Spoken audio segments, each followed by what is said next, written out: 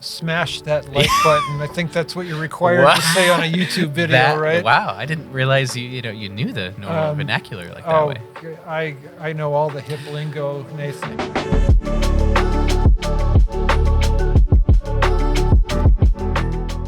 Hello, Jim. Hello, Nathan. So, Jim, what is your second favorite color? Blue. Wow. Or green. Or green. So you don't even know what your favorite color blue or second green favorite color are is. probably right together. But thank you for joining us again. And that's your intro, by the way. So we're just going right into it. We kind of realized 5 or now 6 episodes in that we didn't really introduce ourselves as the hosts. We figured like we're not the important ones here. We want to get to the main meat of just the mission. But we figured this episode is a bit of a recap of what season 1 is and where we want to go forward. But it's not one of those boring recaps. We're going to have like some actual conversation in and around just storytelling and just kind of from our perspective, like you heard from some guests and residents and some staff. And now it's, a bit of us as the storytellers for the mission. Yeah, so pressure not to be boring. Okay. Yeah, and this is the first ever podcast, so I'm, surprised more people don't do this. 2025, the year of podcasting. So, yes. Jim, what is your connection to the mission? You might have shared it a little bit in our very first episode with Kurt, but how did you get started with the mission since you've been around here for a while? Yeah, never on staff here, but I have been connected with the mission for about 22 years now in some capacity. It started, I was aware of the mission most of my life, growing up in this area and through church and through just knowing what the mission was about. But in about 2003, I think, the mission contacted me about writing a history book of the mission. They were approaching their 40th anniversary at that point, and wanted me to work with Perry Pitney, who was the outgoing executive director at the time, the late Perry Pitney. So we spent better part of a year, maybe even a little more, on interviewing, going through mission history, things like that. So the result of all that was the book Rescuing the Raggedy Man, which came out in 2004. Wow. So I know since my time on staff here, you've been such a great resource in that sense. You literally wrote the history on the mission. I'd say I interpreted the history. Maybe. A lot of it was that might written, be a better way. But yes, I have gotten to see lots of stories through the years occurring here, and also gotten to meet even Gio and Nadine Pitney, who were not the founders, but you could say they were a pretty big part of it in the very earliest days. Yeah. And while they were still alive, I got to spend some extended time with them, long interviews that we still have the tapes from. So, yeah, I counted it a real privilege to have gotten to do that. Nathan, what's your I know your connection with the mission. You're on staff here, but tell me how that started for you. Yeah, so out of all my siblings, I was the only one born in Wisconsin. The rest of my siblings are all born in the Rockford, Illinois area, and they knew of the mission. So even before I was born, my family had some connection with the mission and with the thrift store, driving. They drove some ladies to church on the Wednesday night. So there's always some remembrance of Rockford and of the mission, but my very first memory of the mission, it's kind of a funny enough story to where I was maybe 6 years old, in the old thrift store that we had on Kishwaukee Street, I think it was, is I Love Spider-Man, and it was just such a hot day, and we were making a donation and to the thrift store, and for whatever, it was so hot, I just took my shirt off and I threw it in the back, and not thinking that we were going to make this donation. It was this whole funny thing where I donated my favorite Spider-Man shirt to the thrift store, so someone else got to enjoy that. And let alone you were without a shirt the rest of the day? Yeah, it was just a long drive back to Monroe. So that's nice. But even we were distanced when we moved into Wisconsin. We still were connected to the mission, and just by donating stuff to the thrift store. So that was early on in my youth, and then as I moved into Illinois and coming out of working for my church growing up and doing internships with them, I found a position here on staff. I applied for a different one than what I'm in now. I applied for a volunteer supervisor, like what Sabuch was in, and that I would have been terrible at that job. Just letting you know, and if anybody else and the other staff that are listening to this, like Sherry or anything like that, that would have been not good. And that's a very administratively minded. I can focus in on that, but I've got blessed with such a great opportunity in the marketing communications job and just finding something that I'm able to just serve within my giftings to just such a great, I call the mission essentially a church organization. Like this is a church for so many different people that would never go to the church I attend or Sure. most other churches would even consider stepping into a door of a normal quote unquote church. But here we get to show the gospel to so many and just be the hands and feet of Jesus in that, and I get to tell stories out of that and just the wonderful redemption work of grace and I guess the people of what that truly serving God can look like. Well, it's been fun working with you, and we are 2 generations removed in age, I think, but it hasn't really been much of a barrier. I think we both kind of approach life similarly. Well, yeah, and it's kind of fun because you can kind of tell with artists, there's just that connection, and even though our tools are a bit different, we still speak the same language in storytelling, and we just have that connection of loving the mission and loving the gospel, and the stories that come in out of that are just unlike any other that I've found.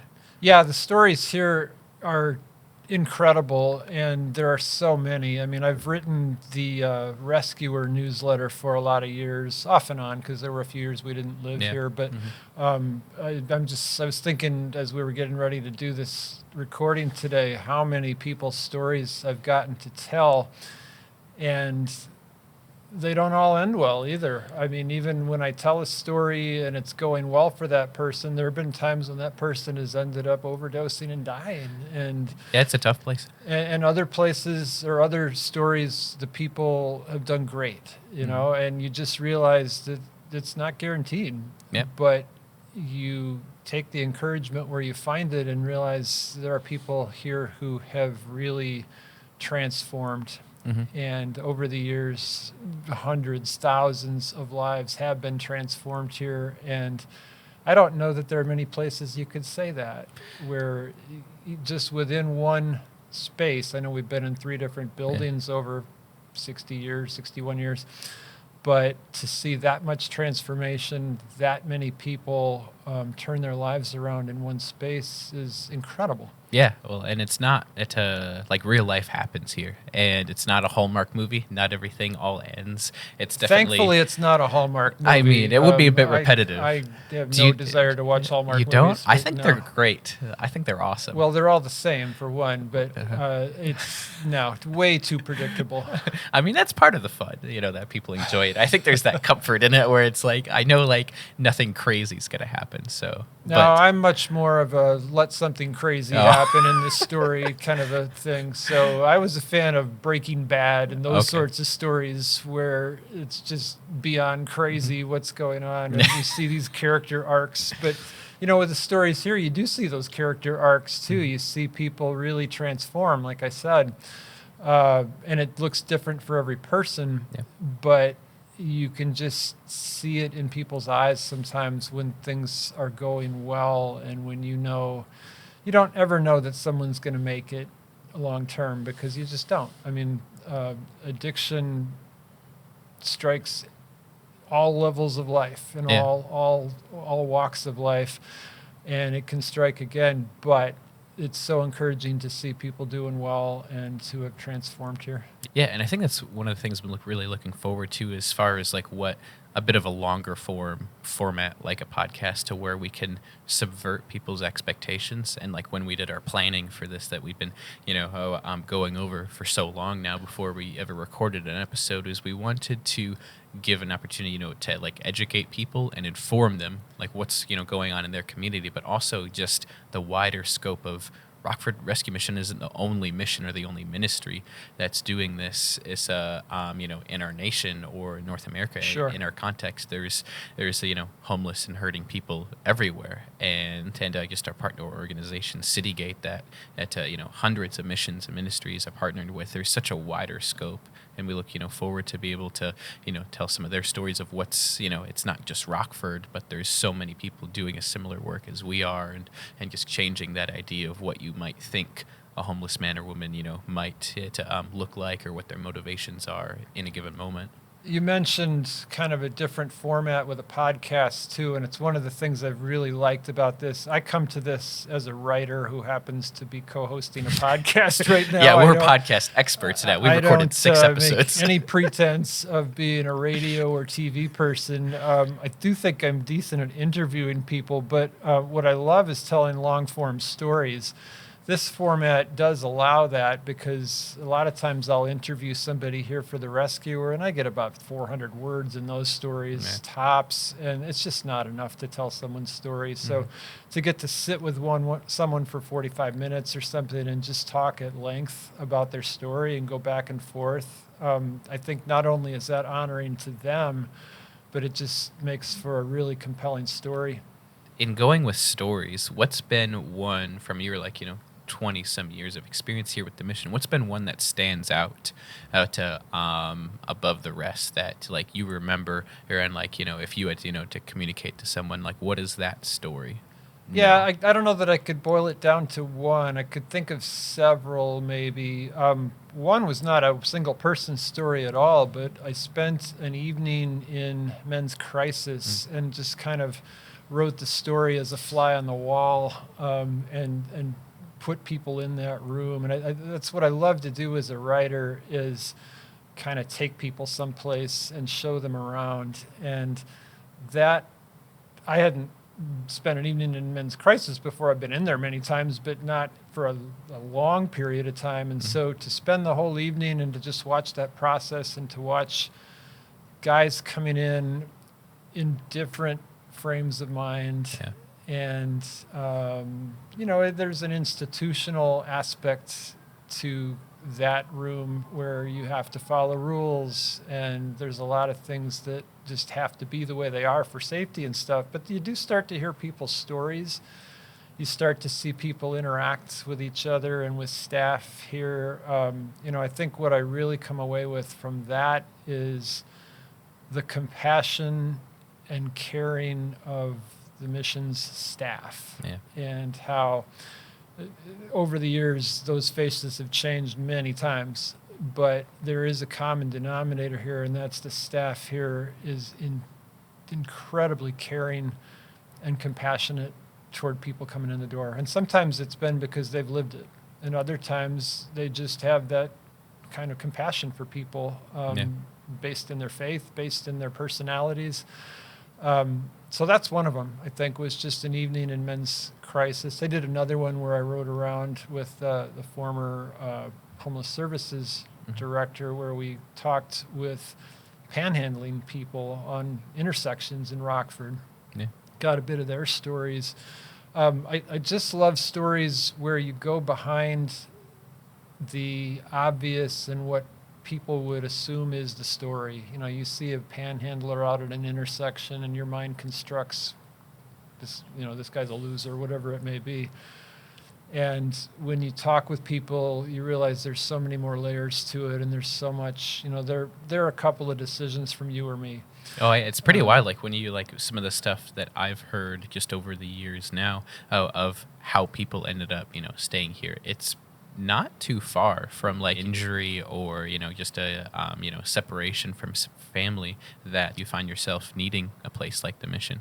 Yeah, and so I think just to kind of bust stereotypes is one of the fun things about the work I get to do. And it's not just here. I do journalism in many different areas around the world, but busting stereotypes is the fun part, because people feel like they've learned something, grown a little bit when they digest that story, whether it's reading it, listening to it, watching it on video. Yeah.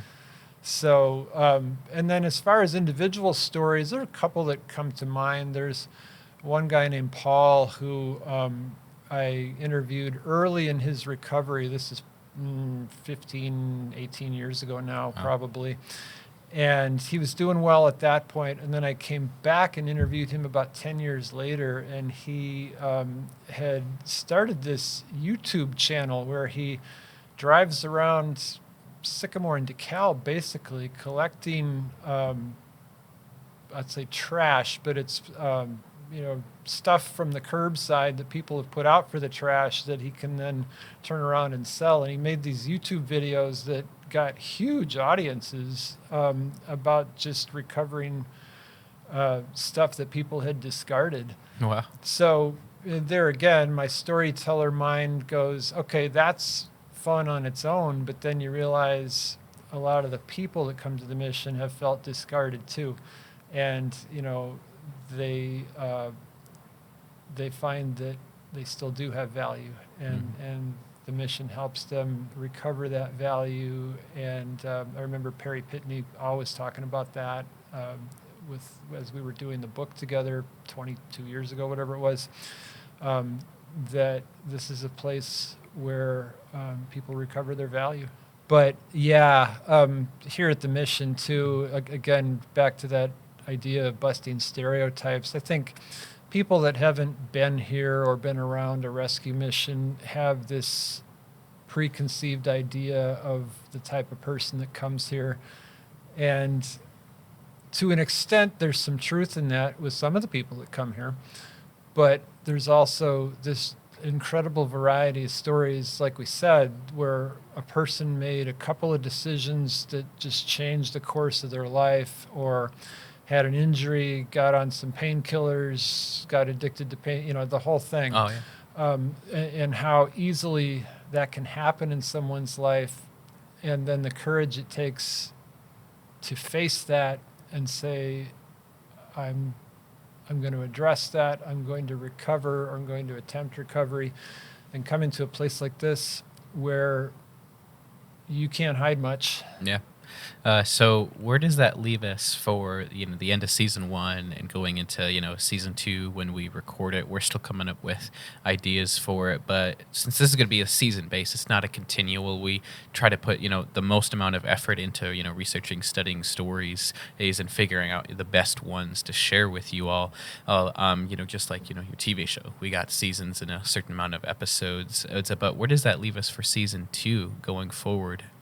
Well, we're always looking for great stories, and there's never a shortage here. Yeah. So it's a matter of talking to people, and sometimes the staff here are the ones where we find out, oh, this happened? Yeah, we'd be pretty interested in that. So I think the staff here has been increasingly good at telling us when someone's story is worth sharing more widely.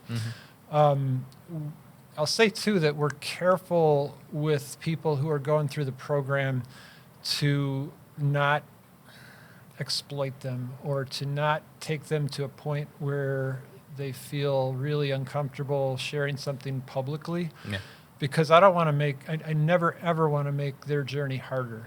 But a lot of times, by the time we're talking with them, they've turned a corner, and they tell that story with joy and with excitement. I think about Don, who we talked to several weeks ago on the podcast here, and how he just shares his story with joy. Yeah. And there are several I can think of in the program right now who do that, and who have no hesitation to tell their stories. So, yeah, I think we're always looking at that is in terms of where do we go next with the podcast. I think we're looking at little known things about the mission that might interest people, like things that happen here that no one is aware of. For instance, our summer rescuer newsletter is about the child care center here.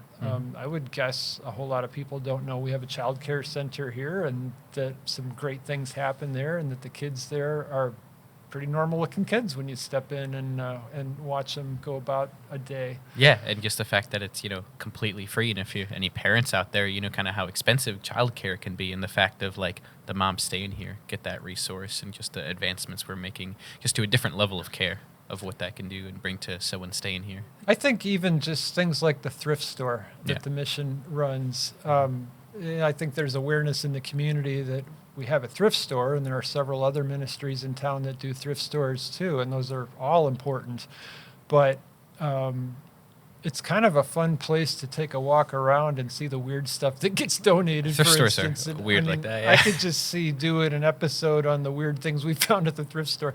But there's also people that work out there that are, mission staff. They work out there, but they have a passion for what they do, and there are good stories in every corner of this place. Yeah, well, and it's fun there too, since that's a part of our ministry as well too. Like, I've worked in ministry for relatively a long time, since before I graduated high school, and that's the one thing that I found was like each person is in a ministry environment and a vocation, and for a specific reason, whether that's working at our thrift store or in men's or women's crisis, there in our typical definition of frontline work, Erica, Emma, they're all there for a reason, and they all have a story of God impacting them to make them want to work for ministry and to do ministry to the people around them, Emma, and more ideas and such. We're going to be contacting some different people just us that work in rescue missions within our